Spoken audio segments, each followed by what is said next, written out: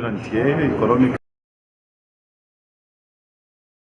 I mean, things are just messed up, and politically we have been at 6s and 7s, a lot of rhetorics, but there's no decisiveness on issues of violence, on issues of corruption. A lot of money is being wasted. Look at the bridge on Arikata Road. That is a disaster. Look at the Building Society Park. And look at the quality of some of the roads. It's done today, 3-4 months later, there are potholes on these roads. So we're not getting good value for our money. We have overborrowed. We have, overstretched this country. We have overtaxed our people. And COVID then comes and just messes up everything. And so people are in need of huge relief. They are looking around, looking out somewhere there for a breakthrough. But and yet the breakthrough is within us. Every Zambian should reflect, why are we where we are? What is going on? And what is my part in doing anything? And why is it going on? We need to ask these critical questions. I want those wall fences out, and I want all those drainage systems opened so that we have got water passing into those drainage systems. Following the directive by the local government minister Charles Banda to have all illegal structures built on drainages in Lusaka's Mtendere and Kalikiliki compound, the Lusaka City Council has moved into action and has started the demolition of all the state structures. The illegal structures have been distracting the flow of water in the area, forcing waters to move in residential homes, causing damages to property. You may recall that a few weeks ago we were given an ultimatum by the local government minister to demolish all the structures that are sitting on the drainages in Mtendere and Kalikiliki, and to that effect we moved in as Lusaka City Council. However, we have had challenges in terms of space. If you look at the space there, it's so small that we can't mobilize and take our equipment there like bulldozers. The space has been small. So we have been demolishing using manual or manually, so to speak.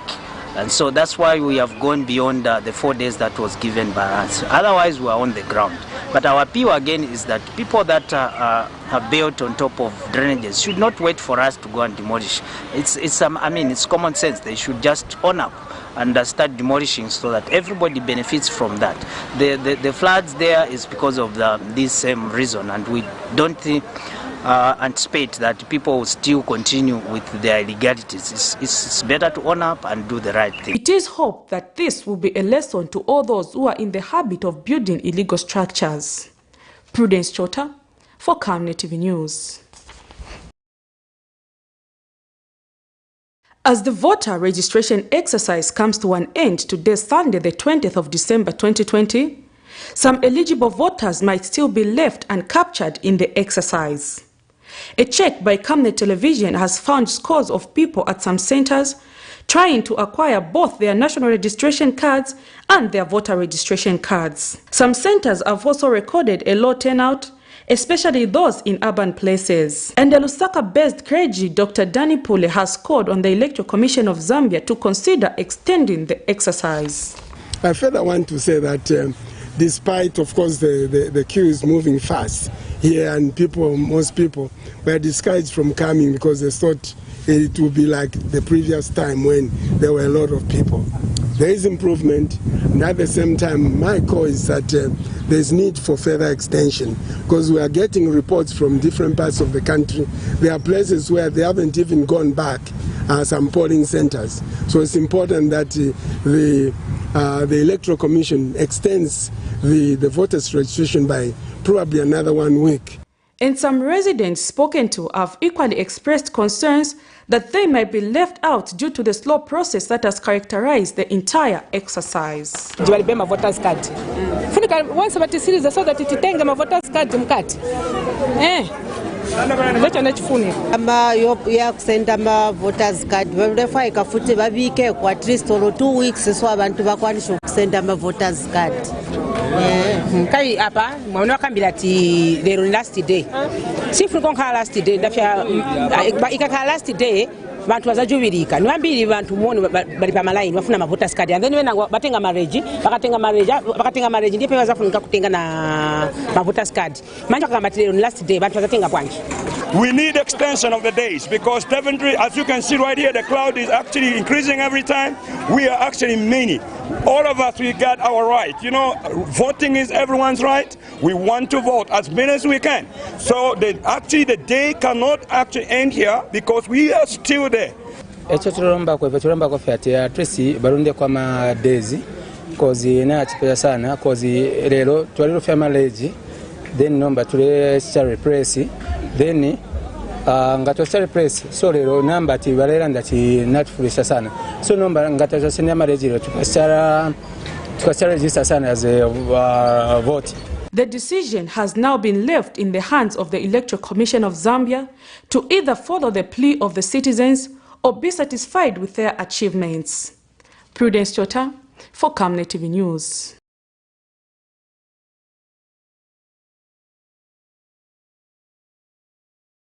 Joseph Winga, the man who deprived 3 minors of their innocence by taking turns to defile them and attempted to molest one of them in 2020, has been sent to a correctional facility where he will spend 50 years of his life following the judgment passed by the High Court in Lusaka. Appearing for his judgment before Judge Mwapeua, Winga could not escape his fate but found its reality. The 35-year-old builder who had locked up 4 girls in his house in 2020 and took advantage of his victims' innocence has been sentenced to 50 years imprisonment with hard labor. On the 2nd of October 2021, Winga was arrested and charged with 3 counts of defilement and 1 count of attempted defilement, which he had pleaded not guilty to. However, in March 2021, the Lusaka Magistrate Court found him guilty and referred him to the High Court for sentencing. During trial, the 4 victims aged between 9 and 13 had testified that on the material day, the 3rd of July, the grandmother to one of the victims requested that they escort her and the convict to his place. After they reached, the grandmother of the 13-year-old victim entered the house with the convict while they remained playing outside. However, she left shortly, leaving the 4 victims behind. This made Winga find an opportunity to take advantage of the 4 girls when they requested for water to drink, and he ushered them in his house and locked it. The convict firstly caught the 13-year-old victim in his bedroom where he sexually abused her and later caught for the younger ones. Further evidence on record indicates that he made his victims watch how he was defiling each one of them, and after it was done, requested for a second round. In passing sentence, Judge Wawa said Winga was more than a pedophilia who deserves to be caged for a long time and set as an example to other persons like him to send a clear message that punishment would follow such criminal acts. Further said the young children he abused would remain scared of what he subjected them to, a fact that was the least of his consideration as he pre-planned his acts on the girls.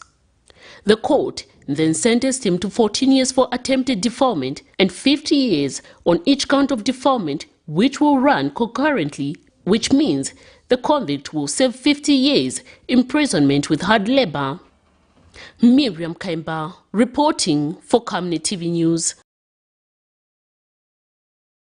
Students at Solwezi Trades Training Institute are confident that the skills they have acquired at the institution are enough to enable them become self-reliant. The students, who spoke when Minister of Technology Felix Mtati and his counterpart in the Ministry of Labour Brenda Tambatamba toured the institution, the students are happy with how management and lecturers have been managing the affairs of the institution.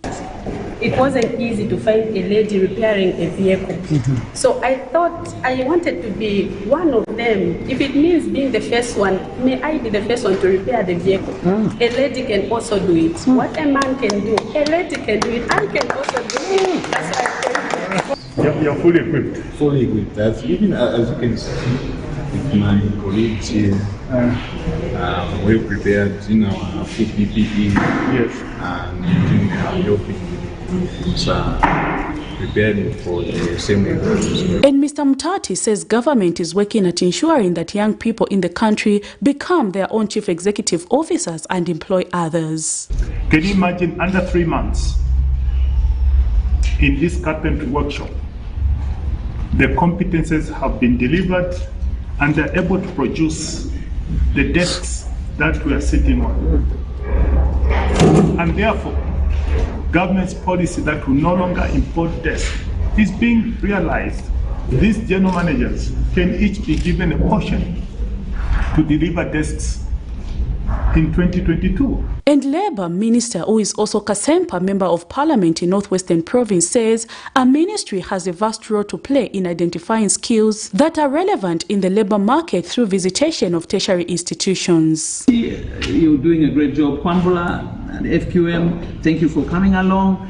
If we're going to promote work and sustainable work, it is by creating future employers. We've seen in this place where we're seated, future employers, future general managers and managing directors who are going to employ others as well. While many youths in Zambia are keen at getting white-collared jobs, skills, on the other hand, are one way of getting self-employed and contributing positively to the development of the country.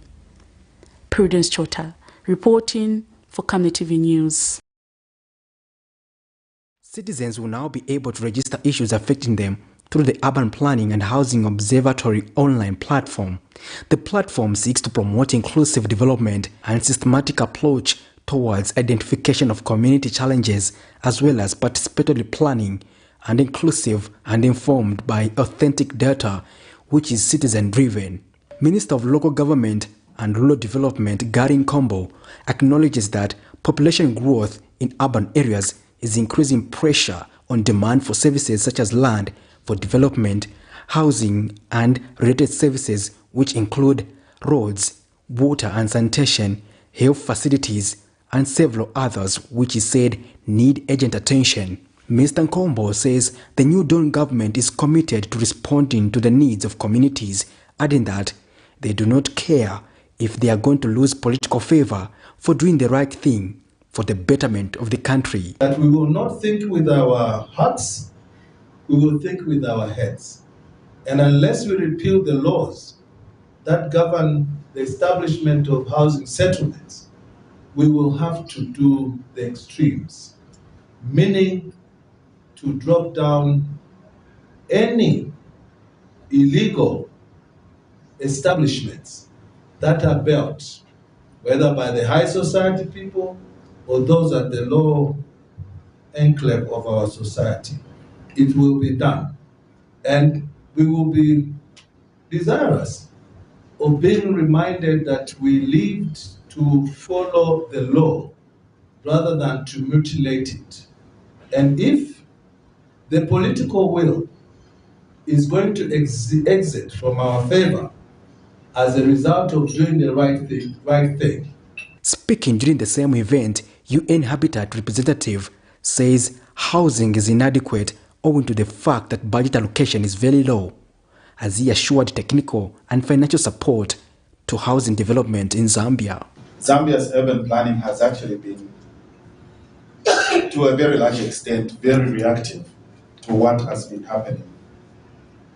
As a result, most of the 18 million people, especially those living in the urban centers, more than 70% of them live in informal settlements. We effect, country representative Fides Insofo points out that citizens and duty bearers need to be accountable in promoting inclusive development.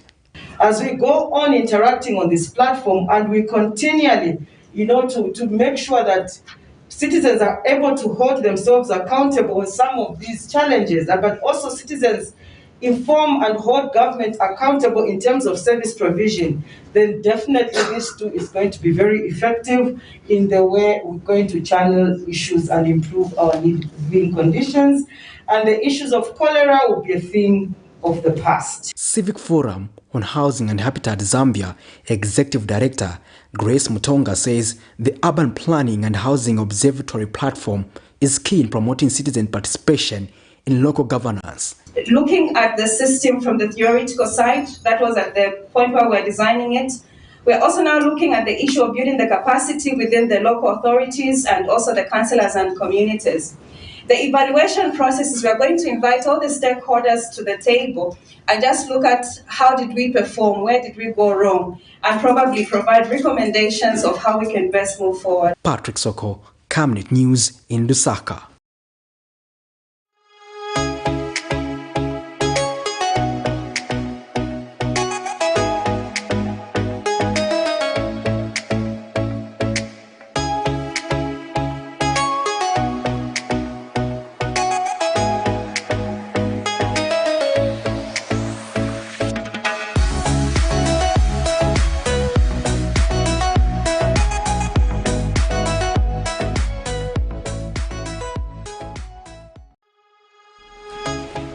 Thank you very much. You are still watching the lunch break program. This is the Camnet TV, and we do appreciate the fact that you have tuned in to watch this particular program. Now, this program comes to you every Mondays to Thursdays, and we come at 12 hours until about 14 hours. We have various segments. We start with our midday news. We go to forgotten stories. We do the emerging stories, and then we get into the interview. Now, for today, we've done the forgotten stories. So we give you some stories that happened in 2020 and 2021, just to remind you of what was happening then. Let's now get into the stories that are emerging, stories that are happening right now. These are the stories that you expect to see during our main news at 19:30. Now, we have some stories, very interesting stories that are developing that we hope to see at that particular time. The first one says the Transparency International Zambia is concerned with the recent statement by the Minister of Lands and Natural Resources, Elijah Muchima, who pledged preferential treatment for poor members of the United Party for National Development, UPND, during the land allocation, citing their alleged marginalization under the previous Patriotic Front regime. Now, TIZ Executive Director Maurice Nyambe says the historical marginalization under the previous administration cannot serve as justifiable foundation for land allocation decisions. The organization had since called on Mr. Muchima to retract the statement and publicly commit to supporting a land allocation system that will not promote divisive tendencies along partisan lines. Now, on the 17th of December 2023, Camnet TV aired a story where Minister of Lands and Natural Resources Elijah Muchima was while addressing scores of villagers in Chongwe, said government will prioritize United Party for National Development members and the vulnerable in awarding land whenever it is available. Let's look at this.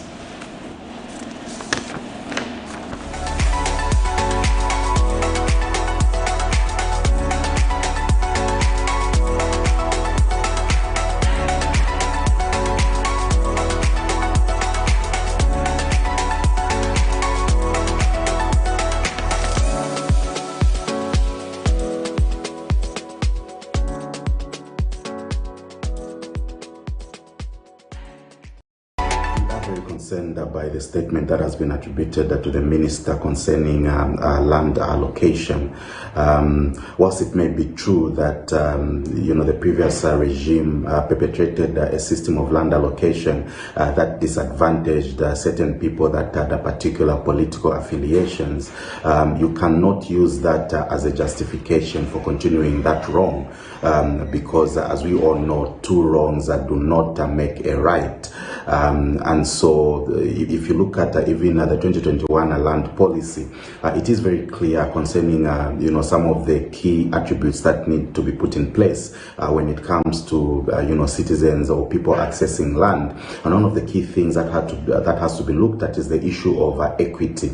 And so you cannot have a land administration system, and you cannot advocate for a land administration system that does not adhere to the principles of equity, that disadvantages people on the basis of their political affiliation, or indeed that gives certain advantages to people on the basis of political affiliation. So in that sense, we strongly condemn the remarks that have been attributed to the minister, and would like to remind him that whatever was wrong under the PF administration will still be wrong under the current regime. As a matter of fact, the UPND was elected on a promise of doing things differently from what was obtaining, and so it is disappointing to see a high-ranking government official perpetrating and promoting a system of land administration that will be biased along partisan lines. So we would like to urge Honorable Muchima to retract that statement and to publicly commit to supporting a land administration system that is not going to disadvantage anyone along political lines, but that is going to advance the principles of equity and equality, even when it comes to administration and access to land for the ordinary citizen.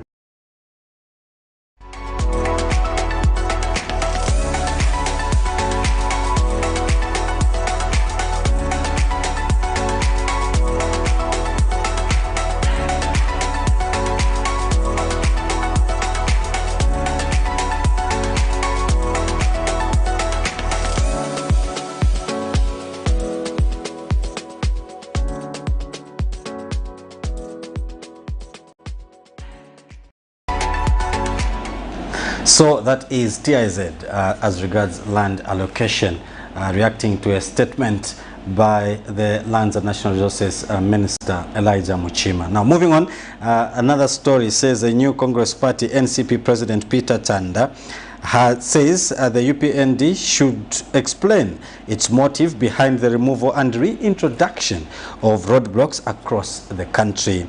In response to the escalating challenges posed by criminal activities and to boost public safety in Zambia, Zambia Police Service announced that the reintroduction of security checkpoints at strategic locations in the country.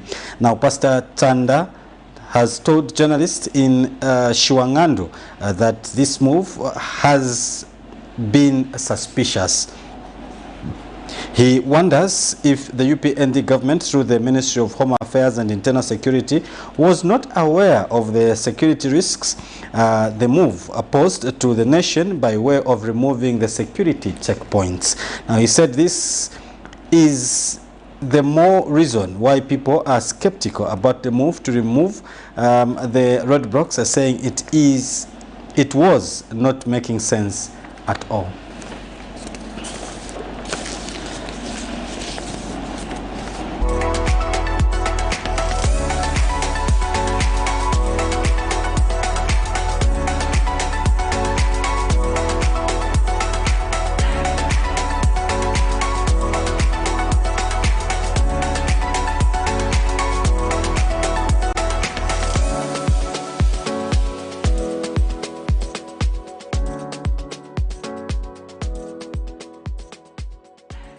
Policy consistency is key to national economic development.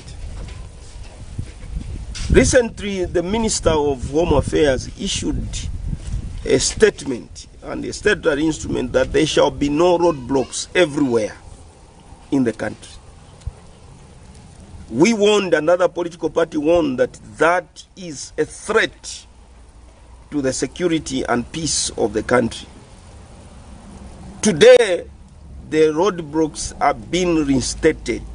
The question is, what has changed from the policies of the new Dawn administration? Honorable Minister of Home Affairs, what has really changed? Do you really people mean to govern the people of Zambia well? Do you mean what you say? The Zambian people are still waiting for that 14 hours to come so that the dollar goes down. Today, it's chipante-pante policies in the administration of peace and security in the country. Stopping the police from conducting their duties, disbanding the checkpoints and making them irrelevant is not a sign that the governance system of this country is in safe hands.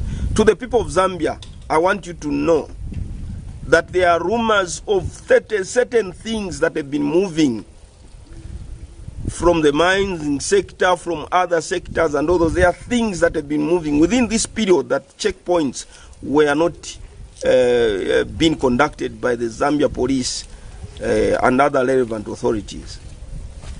I want to state that the New Dawn administration is not an administration that you, the Zambian people, can trust.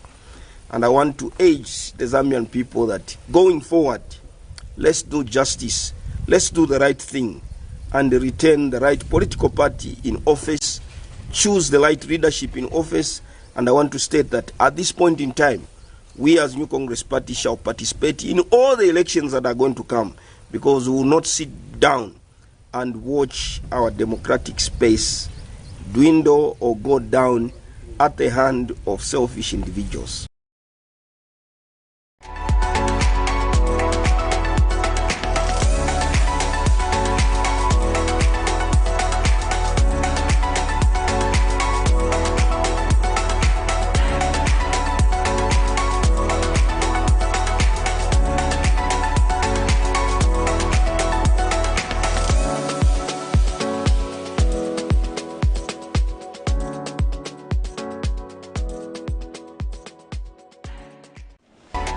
Thank you very much. So that's another story that you will expect to see during the menus at 19:30 this evening. Now, another story that is developing, that has been happening, is that various stakeholders have continued to condemn the formation of tribal groupings that are labeled to be fostering divisions in the country. Now, Community Action Against Political Violence, CAPV, has joined those condemning such groupings. Now, Bernard Uteka is the Secretary General of CAPV and gives his views on the matter.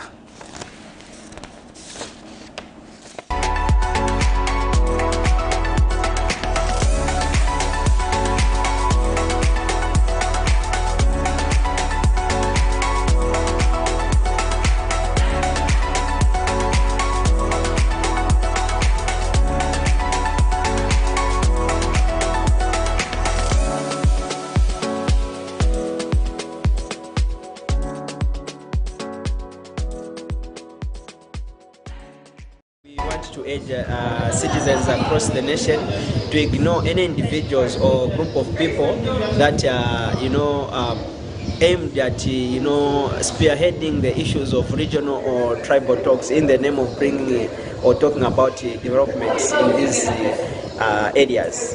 We have noted with concern that there are some individuals and groupings that have gone further in organizing citizens or organizing meetings, talking about how unfair the current government is in as far as bringing issues of development is concerned. It should be noted, however, that the Zambian citizens rejected issues of tribalism and regionalisms during the 2021 August general elections by ensuring that they voted overwhelmingly in the current president, Mr. Hakainde Hichilema, against all tribal and negative talks that were targeted at him as an individual and also United Party for National Development as a political party. We also want to further urge the local authority to be proactive in ensuring that they are able to disseminate developmental projects and information that is being undertaken in various constituencies so as to make our citizens appreciate the development that is being undertaken in the current New Dawn government. As the citizens, it is important that we safeguard and cherish the peace, unity and tranquility that is currently prevailing, because these are key elements of any social and economic development, so that we can differ, yes, in terms of political ideologies, but at the end of the day, we should know that we are all citizens that belong to this nation, and we should always safeguard and cherish the peace that our forefathers fought for and even lost their lives at all times in as far as governance is concerned.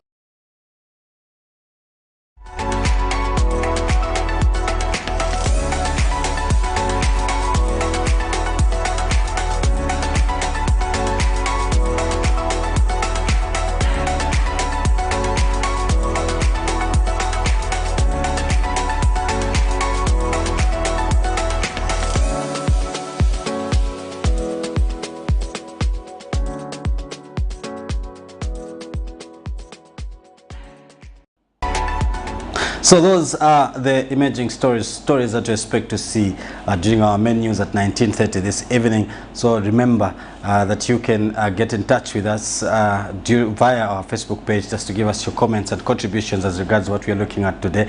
And also remember that you can watch this particular channel on DSTV channel 274, on GoTV channel 103, and of course not forgetting on Topstar. These on 106 on Topstar. Now these are the channels that you can catch us on. You can also catch us on YouTube. You can also catch us on Facebook and also on Twitter. Those are the platforms if you want to follow our main news that comes to you at 19:30 and see the details of the stories that we have just given you. On that note, we come to the end of today's show. Don't forget to join us again Monday as we bring to you another exciting program. On behalf of the entire production team, have a blessed afternoon.